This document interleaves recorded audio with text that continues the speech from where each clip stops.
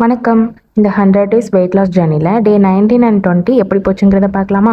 நான் டே 18 ஈவினிங்ல இருந்தே என்னோடய ஃபாஸ்டிங் ஸ்டார்ட் பண்ணிட்டேன். ஸோ டே 19ஓட மார்னிங் அண்ட் ஆஃப்டர்நூன் அது கண்டினியூ ஆச்சு. அப்புறம் ஒரு ஈவினிங் ஒரு 5 போல் ஒரு காஃபி எடுத்துகிட்டு நைட்டு விரதத்தை வந்து பொங்கல், சட்னி, சாம்பாரோட விரதத்தை முடிச்சுக்கிட்டேன். அதோட அந்த நாளுக்கான 9K ஸ்டெப்ஸையுமே நான் கம்ப்ளீட் பண்ணிட்டேன்.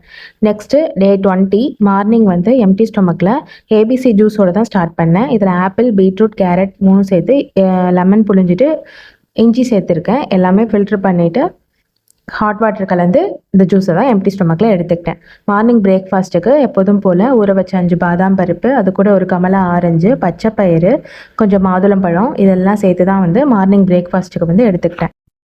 பிரேக்ஃபாஸ்ட் சாப்பிட்டு கொஞ்சம் நேரத்துக்கு அப்புறமா தான் ஸ்நாக்ஸ் சாப்பிடணும் போல் இருந்ததுனால கொஞ்சமாக பொட்டேட்டோ சிப்ஸ் தான் எடுத்துக்கிட்டேன்.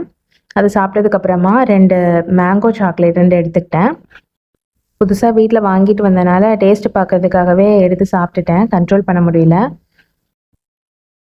அப்புறமா எப்போதும் போல் லஞ்சுக்கு வரகரிசி சாதம், முள்ளங்கி சாம்பார், அது கூட அவரைக்காய் பொரியல், கேரட் முருங்கை பீன்ஸ் பொரியல், ரசம் சேர்த்து தான் எடுத்துக்கிட்டேன். தயிரும் எடுத்துக்கிட்டேன்.